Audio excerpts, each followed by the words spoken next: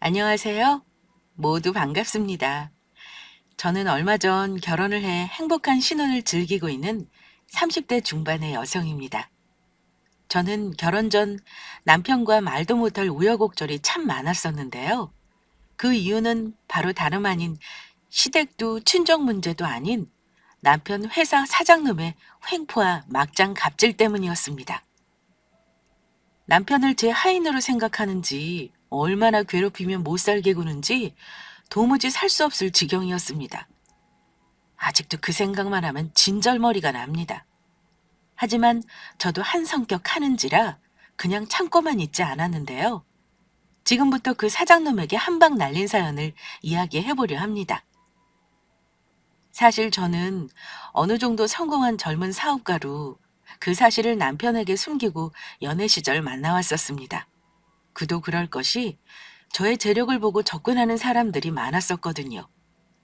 결혼 사기까지는 아니지만 처음에는 재수없게 당한 거로 생각하며 넘길 수 있었지만 그런 일들이 여러 번 반복되니 쉽게 남자를 믿을 수 없는 성격이 되어버렸고 남편과는 정말 운명처럼 우연한 계기로 만나 사귀게 되었던 것입니다. 저희는 처음 만날 순간부터 서로에게 끌려 나중엔 깊이 사랑하게 되었고 결혼까지 하게 되었죠. 남편을 만나게 된 것은 정말 우연한 계기였는데 한 회사의 사장으로 회사를 운영하다 보니 저는 밤을 새우며 야근하는 날도 많았습니다. 그날도 회사에서 야근을 하고 집에 들어와 늦잠을 자고 일어난 다음 날이었습니다.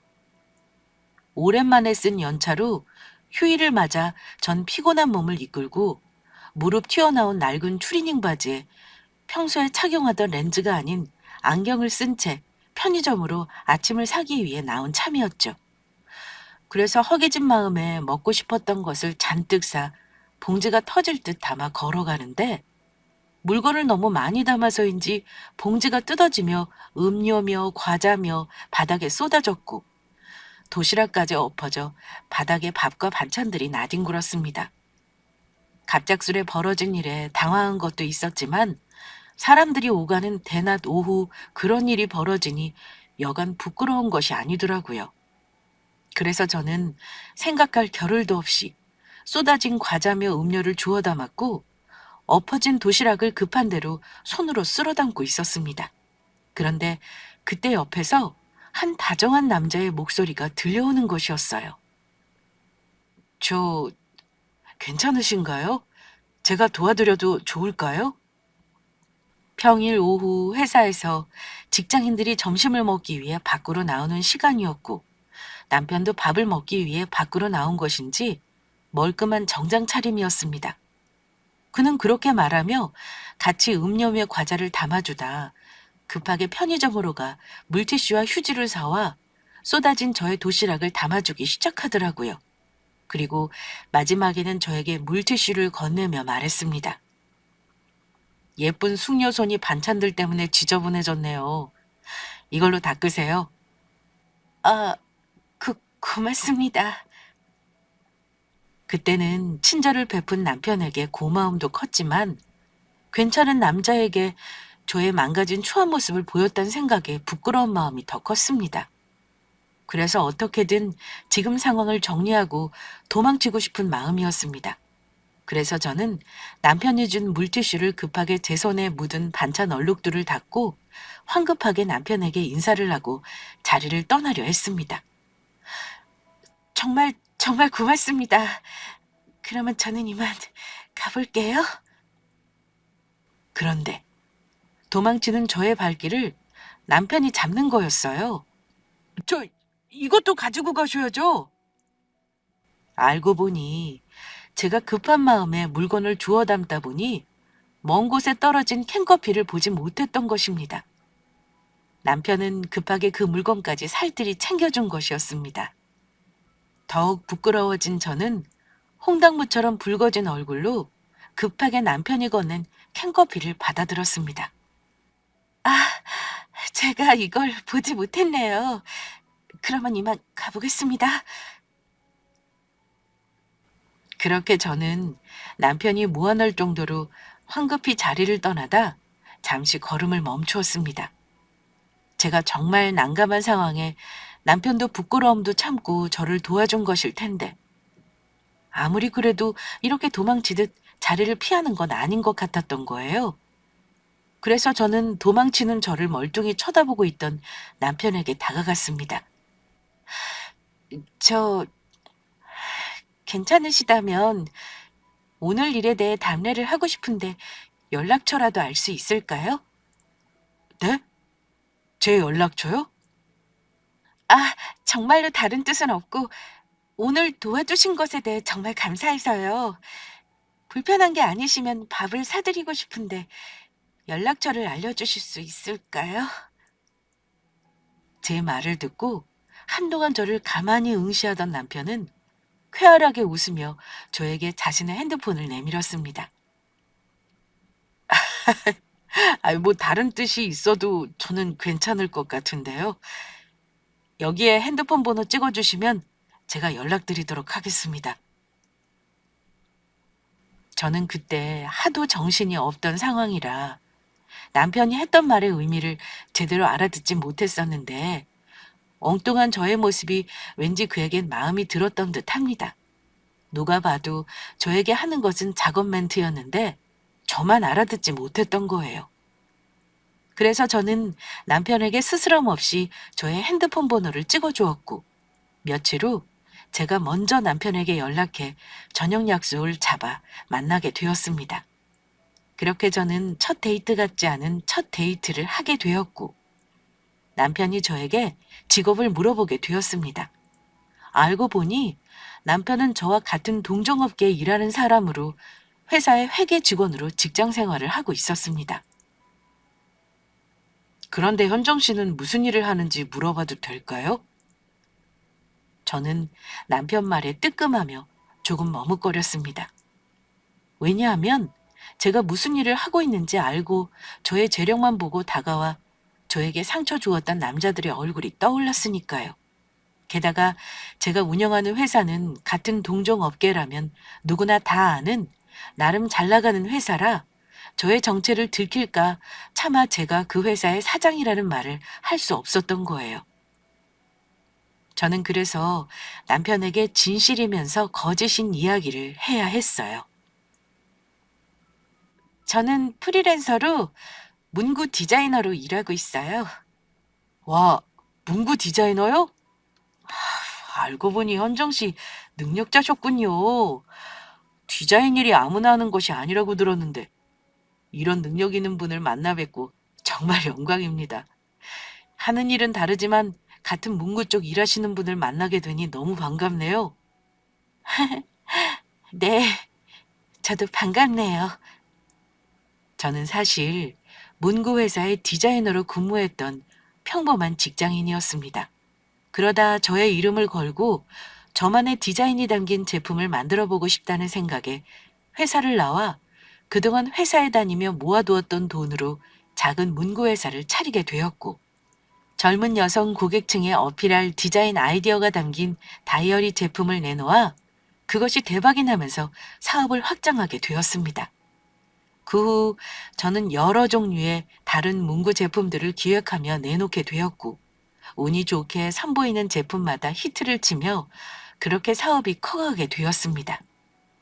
그래서 저는 젊은 나이 빠르게 성공한 사업가로 요즘 한창 뜨는 잘 나가는 문구 회사의 사장이 되었던 겁니다.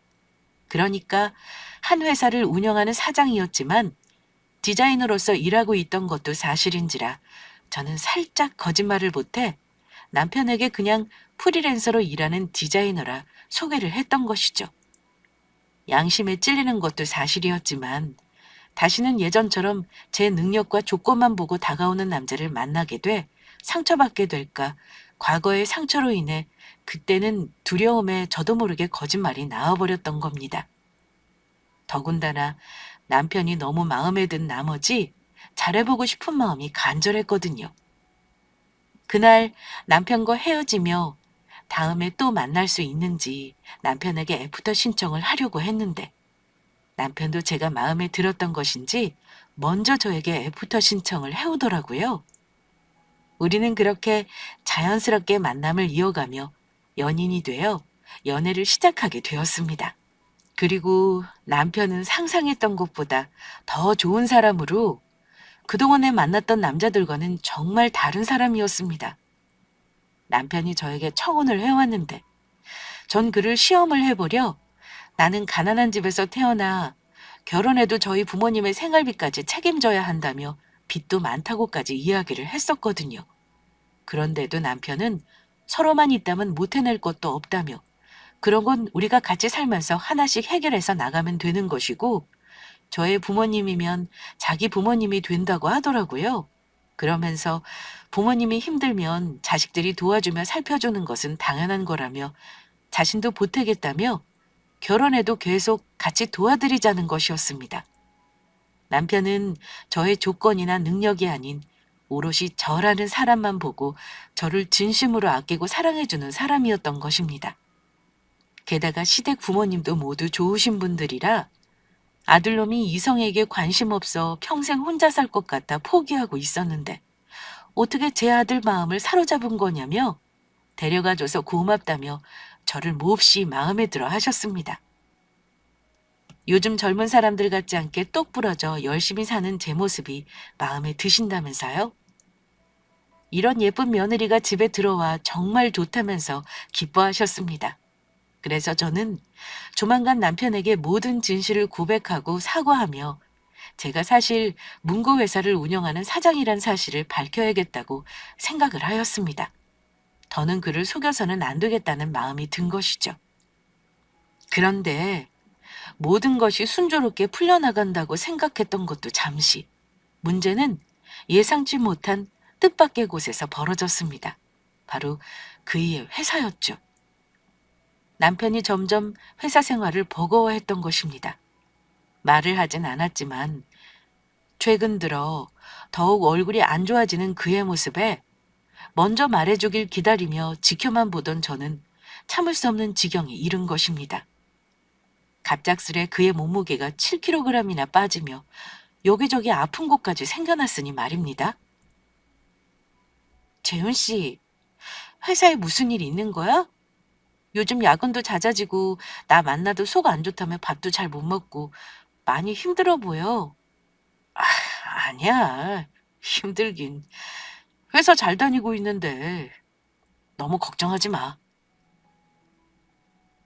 옆에서 보이게도 힘들어하는 게 보이는데도 남편은 제 걱정해서인지 말을 하지 않으려 하더라고요. 하지만 이렇게 가만히 두다가는 사람 잡겠다는 생각이 들어 이번엔 제가 강하게 밀고 나갔습니다. 요즘 뉴스 보면 회사에서의 사내 괴롭힘으로 안 좋은 일들이 끊이지 않고 생기는 것을 보고 그이도 그러지 않는다는 보장이 없으니 예방해서 나쁘지 않다는 판단이었습니다. 그러지 말고 힘든 일 있으면 솔직히 말해줘. 우리가 남이야? 곧 결혼해 부부가 될 사이인데. 우리 서로에게 제일 소중한 사람이잖아. 그러니까 앞으로 힘든 일은 서로 나눴으면 좋겠어. 자기는 더 이상 혼자가 아니라고. 자기 곁에는 늘 내가 있잖아. 그러니까 그게 사실은. 그러면서 남편은 회사에서 그동안 있었던 일을 전부 털어놓았습니다. 알고 보니 남편은 인간 쓰레기라 불러도 부족함이 없는 사장에게 엄청난 괴롭힘과 함께 부당한 갑질을 당하고 있었던 것입니다. 지금의 사장은 부임한 지 얼마 안 된 젊은 사장으로 그전 사장의 하나밖에 없는 외동 아들이었습니다. 그런데 지금의 젊은 사장이 회사를 물려받으며 회사에 새로 부임하게 되었다고 하더라고요. 그전 사장님은 직원들도 아끼고 챙기며 좋으신 분이었는데 젊은 사장이 부임하며 모든 것이 달라졌다고 합니다. 출근한 첫날부터 직원들을 괴롭히고 제왕처럼 군림하며 분위기도 삭막해져 회사에 나가기 싫을 정도라고 하더라고요. 그중 많은 괴롭힘을 받은 것은 남편으로 몇 번 이빠른 소리를 했더니 하루 종일 그를 사장실로 불러대며 종처럼 부려먹고 있었습니다. 사장실 청소에 커피 심부름이며 구두 닦기, 남편의 밥을 못 먹게 하려는 의도에서인지 먹고 싶은 음식이 있다며 점심시간에 먼 곳으로 가 자신의 점심을 사오라고 시키는 것은 물론이고요. 대리운전 기사도 아니고 퇴근한 밤에 술을 먹고서는 그이에게 전화해 사장 자신의 차를 운전하라고 불러내기 일쑤였던 것입니다. 전화를 받지 않으면 전화를 받을 때까지 계속해 전화와 카톡을 하는 것은 물론이고요. 그뿐만이 아닙니다. 자신이 괴롭힌 것은 생각도 안 하고 남편에게 요즘 들어 업무 능력이 떨어진다며 직장 동료들이 보는 앞에서 폭언은 물론이요. 물건까지 집어던지며 심할서까지 쓰게 만들었다고 하더라고요. 게다가 그의 업무와 상관없는 창고 정리와 서류 정리를 시키며 퇴근하지 못하도록 야근까지 수시로 시킨다는 이야기였습니다. 그리고 남편이 사장 말을 거부하면 도리어 화를 내며 다른 직장 동료를 괴롭히며 자기뿐만이 아닌 회사 동료까지 자른다며 협박을 해오는 통에 어쩔 수 없이 원하는 걸 해주고 있는 상태라고 하였습니다. 그래서 알고 보니 남편은 너무 힘든 나머지 불면증까지 생긴 데다 약을 먹으며 정신과 치료까지 받고 있었습니다. 그런 일이 있었으면 진작 말해주지 그랬어. 왜 그동안 참고 있었던 거야? 요즘 어쩐지 자기 자주 야근한다며 얼굴 보기도 어렵고 다 이유가 있었던 거네? 괜히 자기까지 힘들게 하고 싶지 않았어. 그리고 우리 곧 결혼하면 내가 가장인데 우리 가정을 지키려면 이 정도 힘든 일은 참고 다녀야 한다고 생각했어. 그런데 정말 너무 힘들더라. 그런 회사 당장 때려치워버려. 재훈 씨가 능력이 없는 것도 아니고 그리고 자기한테는 내가 있잖아. 내가 다 먹여 살리면 돼. 내가 도와줄 테니까 회사 관두고 지금 하는 공무원 시험 준비하면서 잠깐이라도 쉬라고. 나 이래봬도 능력 있는 여자야. 남편은 제가 그 일을 위로하려고 하는 말이라고 생각한 건지 그냥 웃어넘기더라고요. 남편은 사실 그동안 회사에 다니며 7급 공무원 준비를 준비하고 있었습니다. 집안 형편이 어려우니 자신이 공무원 될 때까지 집에서 지원해주기 힘들다고 생각했는지 회사에 다니며 혼자 공무원 시험 준비를 해왔던 것입니다. 그리고 워낙 책임감이 강한 사람이라 그런지 우리 두 사람의 앞날을 위해 공무원이 될 때까지 회사를 참고 다녀야겠다는 생각하며 제 설득에도 움직이지 않더라고요. 그저 그이의 편을 들며 같이 화를 내주는 저를 보며 고마워하는 듯 했습니다. 그래도 이렇게 자기가 내 편 들어주는 것만으로도 힘이 난다. 난 괜찮으니까 너무 걱정하지 마. 이 정도 일은 아무것도 아니라고. 그리고 자기 혼자 어떻게 날 다 책임져? 아무리 그래도 결혼하면 내가 가장인데. 내가 열심히 회사 다녀서 우리 가정을 지켜야지. 그런가? 그래도 너무 속상하니까. 저는 그때까지만 해도 참아볼까 생각도 했었습니다. 물론 제 능력으로 남편 먹여 살리는 것은 문제도 아니었지만 혹시 모든 진실을 밝히며 남편이 제가 거짓말을 했다는 사실에 혹시 저에게 실망하지 않을까 이제는 도리어 반대의 일을 걱정하게 되었던 것입니다. 그리고 이미 마음을 먹었다지만 아직 그에게 모든 진실을 밝힐 용기가 나지 않았습니다. 그런데 그때 남편의 핸드폰으로 갑작스레 전화가 왔습니다. 바로 남편 회사의 그 막대먹은 젊은 사장놈이었습니다. 남편을 괴롭히려 또다시 퇴근 시간이 한참 지난 시각에 전화해 온 것입니다. 김대리, 난데 나 지금 술 먹어서 운전하기 힘드니까 여기 압구정 내가 다니는 단골 가게로 좀 와야겠어. 그리고 나 술 깨하니까 편의점 들러서 숙취 해소제 좀 사오고 내 친구들 거랑 같이 친구들이 속 쓰리다고 너보고 아이스크림 좀 사오란다. 사장님, 정말 죄송한데 제가 오랜만에 중요한 사람을 만나서 같이 있는 상태라 좀 힘들 것 같습니다. 오늘 하루만 그냥 대리운전 부르시면 안 되겠습니까? 뭐? 이 새끼가 아주 배가 불렀지? 요즘 내가 아주 오냐오냐 해줬더니만 귀여우리라는 건가? 기생충처럼 내 회사 달라붙어 돈 받아 처먹으면서 사는 놈이 어디서 말이 많아? 너는 그냥 내가 까라면 까는 거야. 요즘같이 힘든 시기에 안 잘리고 회사 다니려면 알아서 기면서 살아야지. 너 여기서 잘리면 갈 곳이나 있어? 어디서 토를 달아. 사장님, 그게 아니고 정말 오늘 중요한 사람을 만나서 그러는 건데 한 번만 넘어가 주시면 안 되겠습니까? 이렇게 부탁드립니다. 이 자식이 아주 배때기가 불렀구만. 야, 너 진짜 회사 잘리고 싶냐? 오기 싫으면 오지 마. 넌 오늘부로 해고니까.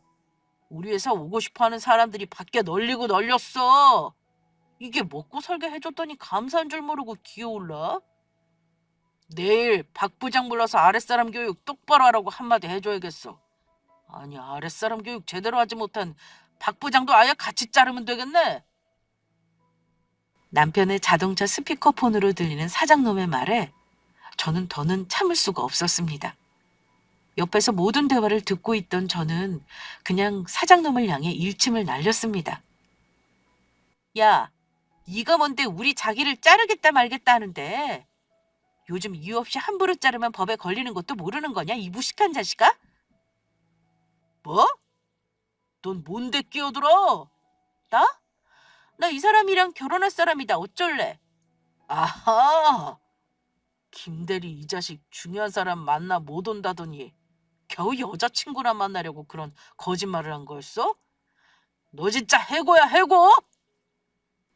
사장님, 그게 아니고 여자친구랑 결혼할 날도 얼마 안 남았고 저한테는 정말 제일 중요한 사람이라서 그렇게 말한 겁니다. 어디 해고만 해봐. 나도 공정이랑 국가인권위원회에 전화해서 니놈 갑질한 거 신고할 테니까. 뭐라고 신고? 어디 신고만 해봐. 너 남편들 놈 내가 정말로 해고할 테니까 해볼 테면 어디 해보라고. 사장놈은 제 말에 겁을 먹은 것인지 아니면 화를 참을 수 없어서인지 제 말만 하고 전화를 끊어버렸습니다. 저와 사장이 스피커폰으로 싸운 모습을 지켜보던 남편은 걱정 어린 시선으로 말했습니다. 자기야, 내 편 들어준 건 정말 고마운데 어떻게 하려고 그래? 나 내일 회사 출근해서 사장님 얼굴도 봐야 하는데 이거 정말 난감하게 됐네. 나만 괴롭히면 괜찮은데 저 인간 내일 회사 와서 분명 부장님이랑 회사 동료들까지 전부 괴롭힐 거라고. 걱정하지 마. 내가 아무 생각 없이 그렇게 말한 것 같아? 뭐? 그럼 무슨 방법이라도 있는 거야? 응? 자기야, 힘들더라도 조금만 참아봐. 나도 다 생각이 있으니까. 저는 다음날 바로 회사로 출근해 남편이 다니는 회사에 대해 조사를 하였습니다. 어차피 같은 업계에 일하는 데다 워낙 좁은 바닥이라 알아보는 거는 문제도 아니었죠. 그리고 다음날 출근한 남편이 걱정돼 전화로 안부를 물으니 어제 공정위와 인권위에 신고한다는 제 말에 겁을 먹은 것인지 사장이 별말 없이 무사히 넘어갔다는 소식이었습니다. 하지만 막대 먹은 사장놈이 그랬던 데에는 다 이유가 있었습니다. 며칠 후 터무니없는 소식이 들려왔으니까요. 저와 남편의 차 스피커폰으로 싸웠던 사장놈은 저에게 앙심을 품고 몰래 뒤에서 계략을 꾸미고 있었던 것입니다. 남편이 결혼을 하게 되었다며 축하해주고 싶다는 핑계를 회사 전체 회식을 하겠다는 것이었습니다. 남편이 거부하지 못하도록 회식할 음식점까지 예약해 일방적인 통보를 해왔다고 하더라고요. 그것도 남편의 결혼을 축하하려고 말하는 회식이라며 저와 싸운 일도 직접 만나 사과하고 싶다며 저에게 참석해야 한다고 우기면서요. 김대리도 알지. 김대리가 우리 회사 직원이면 김대리 부인 될 사람도 우리 회사 직원이나 다름없는 거. 어차피 내가 준 내 돈으로 둘 다 먹고 살게 될 거 아니야? 그때 통화하면서 김대리 여자친구 성격 보니 엄청나게 독해 보이는 데다가 사장인 나한테 대드는 거 보면 버르장머리도 없어. 어디 회사 다닐 만한 성격도 안 되는 것 같은데. 그래서 내가 하나 맞춰볼까? 김대리 여자친구. 김대리한테 용돈 받으면서 집에서 놀고 있지. 김대리 여자친구 결혼해서도 펑펑 놀면서 남편한테 빨대 꽂고 살 여자 같던데. 계속 그러려면 회식 때 와서 나한테 잘 부탁한다고 인사라도 해야 할 거 아니야. 예비 남편의 사장님인 나한테. 김대리 주제 예쁜 미인을 만날 일도 없고 엄청난 추녀일 것 같긴 한데 그래도 우리 얼굴이라도 봐야 할 거 아니야. 솔직히 김대리가 여자친구 회식 자리에 안 불러와서 내가 김대리 자르면 둘이 뭐 해먹고 살 수나 있겠어? 그러니까 사장이 내 말대로 여자친구 이번 회식 때 무조건 데려와. 알겠어? 그러면서 남편이 해준 사장님 말을 전해 들으니 아주 가관도 그런 가관이 없었습니다. 누가 들어도 사과가 아닌 저와 남편을 괴롭히려고 일부러 부른 것이 확실했으니까요. 자기야, 우리 사장 때문에 정말 미안해. 그냥 회사에 무슨 일 있었는지 말해주려 한 거니까 굳이 올 필요 없어. 내가 하루 안 좋은 소리 듣고 말면 되는 거니까 부담 갖지 말고. 아니야. 회식이 뭐 별거라고. 그냥 가서 사장님 얼굴이나 봐주고 와주지 뭐. 나는 괜찮으니까 같이 가자. 정말 그래도 되겠어? 괜히 자기 신경 쓰이게 한 것 같네. 미안해. 그리고 얼마 후 저는 남편이 다니는 문구 회사가 어떤 곳인지 알게 되었습니다. 먼 곳에서 찾아보며 알아볼 필요 없이 남편의 회사가 어떤 곳인지 바로 알게 되었으니 말입니다. 회사에서 임원회의를 하면서 알게 된 것인데 남편이 다니던 그 막대 먹은 사장놈의 회사가 사실은 저희 회사에 물건을 납품하는 하청업체 중 하나였던 것입니다. 회사가 커지면서 회사 안에서 제품 물량을 직접 다 뽑아내는 것이 한계가 있다 보니 일부 제품들의 생성 공정만 다른 회사에 맡기게 되었는데 남편의 회사가 그중 하나였던 겁니다.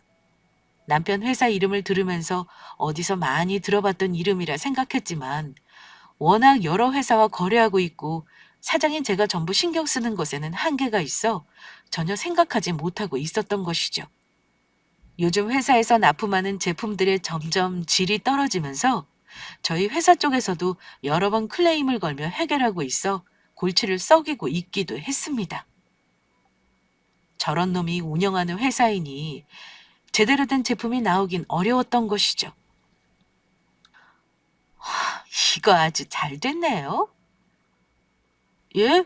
사장님, 요즘 그 회사 때문에 거래처 물건 납품이랑 저희 인터넷 쇼핑몰 운영에도 문제가 조금씩 생기고 있어서 회사 내부에서도 골머리를 앓고 있는데 잘 됐다뇨. 그럴 일이 있습니다. 조만간 모두 해결될 테니 너무 걱정하지 마세요. 저에게 아주 좋은 생각이 있으니까요. 그리고 며칠 후 저는 남편과 함께 사장님이 준비한 회식 자리에 참석하게 되었습니다. 사장님이 저희 두 사람을 축하해 주겠다며 마련한 자리는 맛없기로 소문난 어느 싸구려 고깃집이었는데요. 사장님은 남편이 소개해주는 저를 보자마자 눈이 이글이글 태우며 음흉한 눈빛으로 저에게 슬며시 추파를 던졌습니다. 전화 통화했을 때 하도 이상해서 김대리 여자친구가 이렇게 미인일 줄은 상상도 못했네. 여자친구분 주변에서 아주 인기가 많겠어요. 그런데 왜 하필 이런 멍청하고 능력도 없는 김대리 같은 놈으로 결혼한다고 하는지 모르겠네요. 만나려면 저 같은 훌륭한 남자를 만나야죠. 예인은 어디다 쌈 싸먹은 것인지 곧 결혼할 제 앞에서 저의 남편을 욕하다니요. 개념 없는 사장놈의 말에 당황한 주위의 직원분들은 제 눈치를 보며 수습을 하기에 바빴습니다. 아니, 사장님 왜요? 우리 김대리 정도면 아주 훌륭하죠. 일 잘하지, 잘생겼지, 성격도 좋아, 매너 있지. 여직원들 사이에도 인기가 얼마나 많은데요. 맞아요. 김대리님이 직원들도 모두 잘 챙겨주시고 얼마나 인기가 많은데요. 뭐 저런 자식이 인기는 무슨 인기? 나 같은 사람이야말로 여자들한테 인기 있지. 젊은 나이에 성공해서 회사 사장에다가 돈도 잘 쓰고 얼굴도 잘생기고 키도 크고 내가 뭐 어디 빠지는 구석이 하나라도 있어야지. 그런데 내가 이상하게 우리 회사 여직원들한테만 인기가 없단 말이야. 아무래도 우리 회사 여직원들이 멍청해서 진짜 괜찮은 남자가 뭔지 보는 눈이 없어서 그런 거겠지만 안 그래, 박 부장? 네? 그렇죠. 우리 사장님도 정말 능력 있고 멋지시죠? 그제야 왜 사장놈이 저희 남편을 그렇게 못 잡아먹어 안달이었는지 알게 되었습니다. 입 바른 소리를 하는 데다 자기보다 잘나 보이니 열등감에 그동안 질투를 해 괴롭히며 못살게 굴었던 것입니다. 그리고 사장놈은 지가 달라 회사 사장이 된 게 아니었으니 말이에요. 그릇도 안 되는 인간이 아버지 잘 만난 회사를 물려받았으니 그게 다 제 능력이라 착각하며 무지함에 주변의 약한 사람을 괴롭히며 제 힘이랍시고 횡포를 부리며 다닌 겁니다. 하지만 남편 놈의 횡포는 거기서 끝나지 않았습니다. 직원들이 모두 저의 남편을 편을 들어준 것이 배알이 꼴린 것인지 그이에게 시비를 걸어왔습니다.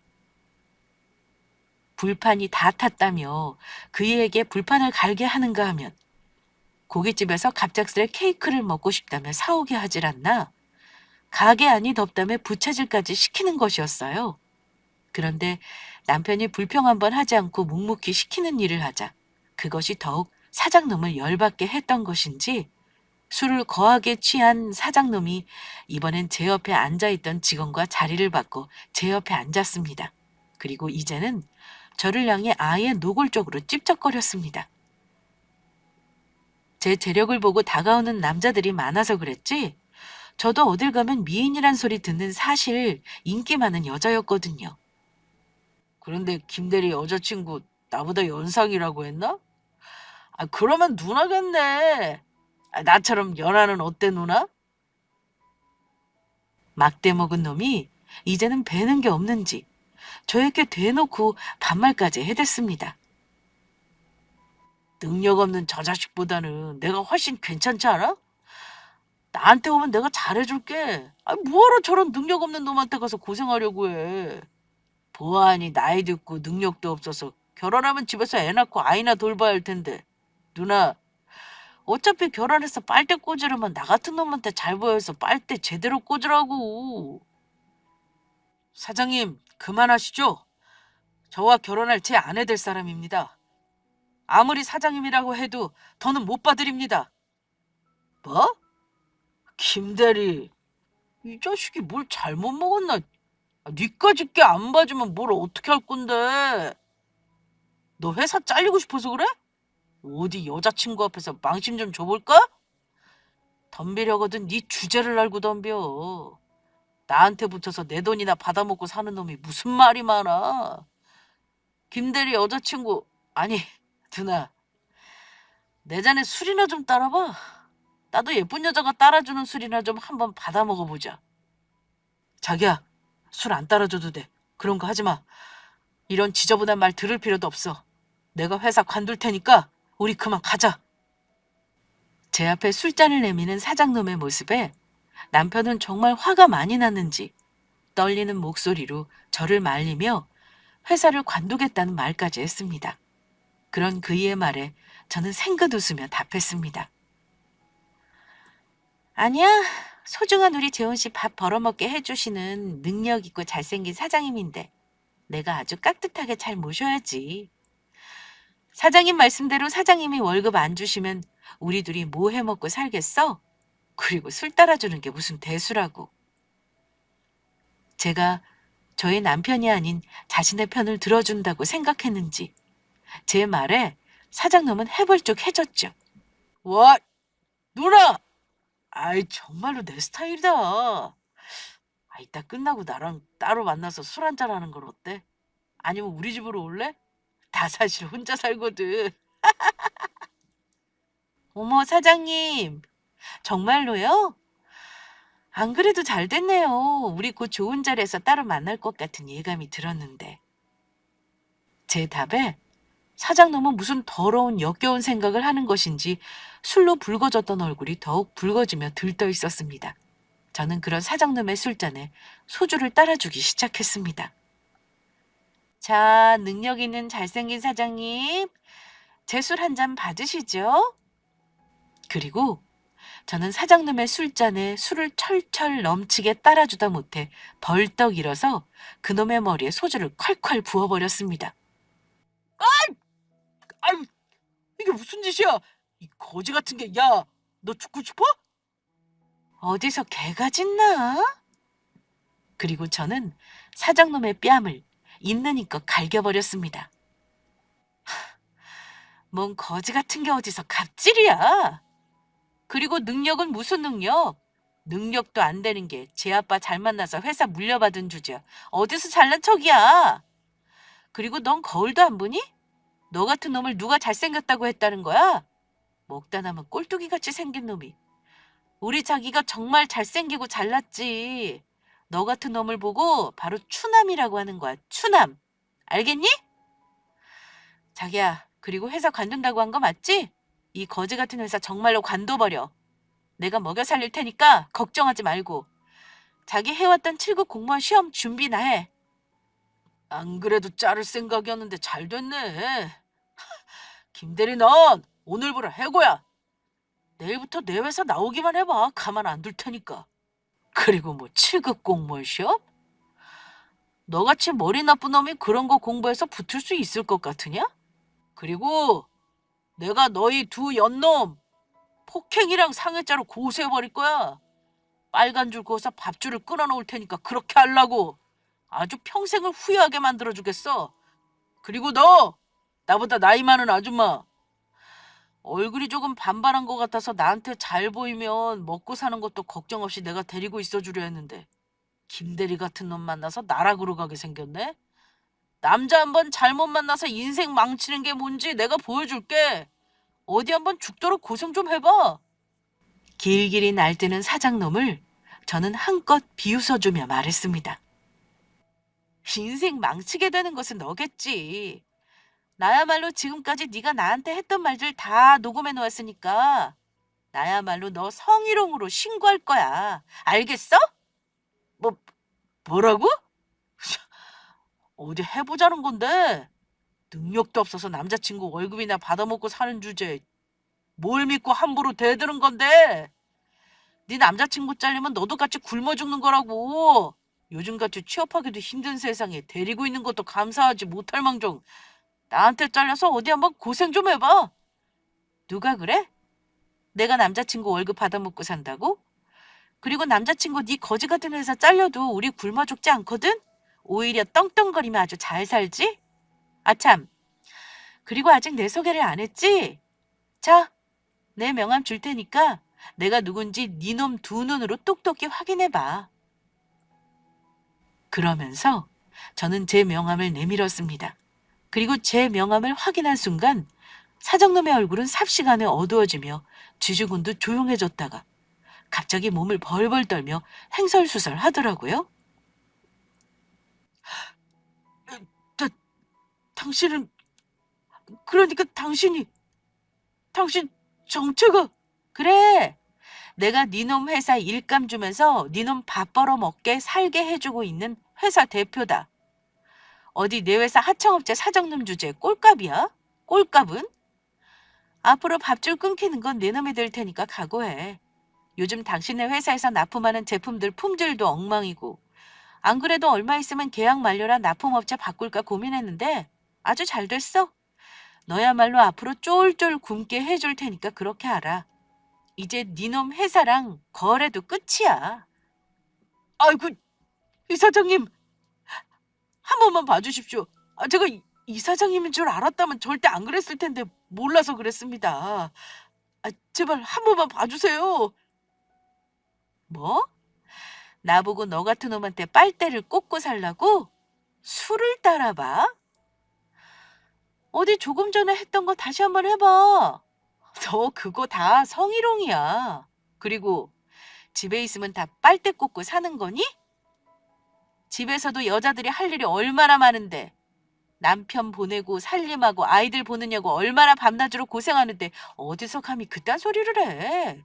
그리고 우리 자기가 왜 능력이 없어? 능력이 없어서 그동안 참아오면서 여기 다닌 줄 알지? 어차피 공무원 시험 합격할 때까지 잠깐 다닐 회사라 참고 있었던 거라고. 제발, 제가 못 모르고 하는 소리입니다. 이 사장님께서 너그러운 마음으로 한 번만 봐주세요.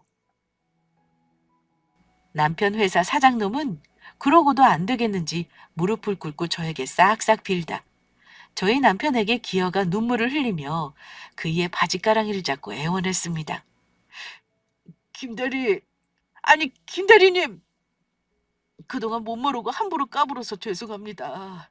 부디 그동안의 정을 봐서라도 여자친구분을 설득해주면 안 되겠습니까? 앞으로 제가 제대로 모시며 살겠습니다. 부장으로 승진도 시켜드릴게요. 하지만 제 말에 너무 놀랐는지 지금 상황이 어떻게 돌아가는지 파악조차 하지 못하고 멀뚱히 서 있는 남편이었습니다. 그런 남편의 모습을 보고 사장놈은 그게 제 남편이 화가 많이 나 답을 안 해준다고 생각한 건지 사장놈은 자기 뺨을 철썩철썩 소리가 날 정도로 세게 때리며 말했습니다. 제가 전부 잘못했습니다. 전부 다 제 잘못이니 여자친구분께 말 좀 잘해주세요. 제발 저 좀 살려주세요, 김 대리님. 그 이후 저와 남편을 붙잡은 사장놈을 놓고 저는 남편을 데리고 음식점을 나왔습니다. 그리고 그동안 제 진짜 정체를 밝히지 않은 부분을 진심으로 사과했습니다. 오롯이 저의 재력만 보고 다가오는 남자들 때문에 많은 상처를 받았었고, 그렇다고 속이면 안 되는 것인데 남편을 사랑한다면서 그동안 사실대로 말하지 않고 속인 것에 대해 진심으로 미안하다고요. 그러나 많이 화낼 거란 저의 예상과 달리 남편은 저를 기꺼이 용서해 주었습니다. 본인이 제 입장이라면 그럴 수밖에 없었을 것 같다고 하더라고요. 그러면서 하는 말이 아까 자기 사장 혼쭐 내는데 정말 멋지더라. 내가 우리 현정이한테 또 한 번 반했잖아. 나한테 다 알아서 한다고 기다려보려고 했던 게 바로 이거였구나. 그리고 자기가 내 편을 들어주면서 사장님 한 방 먹이는데 속 시원하면서 진짜 내 편은 자기밖에 없구나 하는 생각이 들더라. 그런데 자기가 나서지 않아도 사실 회사 직원들이랑 사장 고소하려고 준비하고 있었어. 자기 생각해서 참고 다녀보려고 했는데 도저히 더는 참을 수가 없겠더라고. 차라리 다른 회사를 알아봐서 들어가는 게 낫겠다는 생각이 들더라.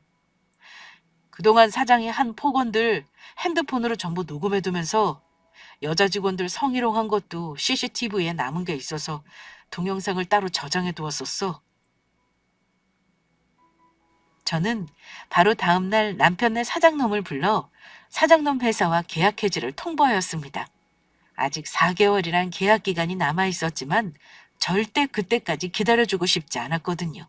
다행히 남편네 사장놈 회사와 한 계약서에 성희롱에 관한 조항이 있어 할 수 있었던 일이었죠. 계약서 내용 중 성희롱 문제가 발생했을 시 갑과 울 중 피해자가 요구하면 계약 해지를 할 수 있다는 조항이 적혀 있었으니까요. 그 후 잘못했다며 남편네 회사 사장놈이 여러 번 찾아와 저를 만나길 바랬지만 저는 만나주지 않았습니다. 아예 저희 회사 입구부터 출입금지를 시켜버렸습니다. 남편이 회사를 관둔 것은 당연한 것이었고요. 그 후 남편에게 들으니 남편 회사에 다니던 직장 동료들도 대부분 회사를 관두었고 정말로 다 같이 사장을 상대로 고소를 했다고 합니다. 정신적 피해 보상금까지 받아낼 생각이라고 했습니다. 그리고 얼마 지나지 않아 사장놈은 진짜 자신이 저지른 잘못들로 교도소에 들어가게 되었습니다. 물론 제가 성희롱으로 고소한 것까지 합해서요. 그 일이 소문이 나며 거래처들도 끊겨 자연스럽게 회사도 망해 문을 닫게 되었다고 합니다. 그리고 저와 남편은 현재 웨딩 마치를 울리고 행복한 신혼생활을 하고 있습니다. 사랑하는 사람이 삶에 함께한다는 것이 결혼하기 전에는 이렇게 좋은 일인 줄 몰랐습니다.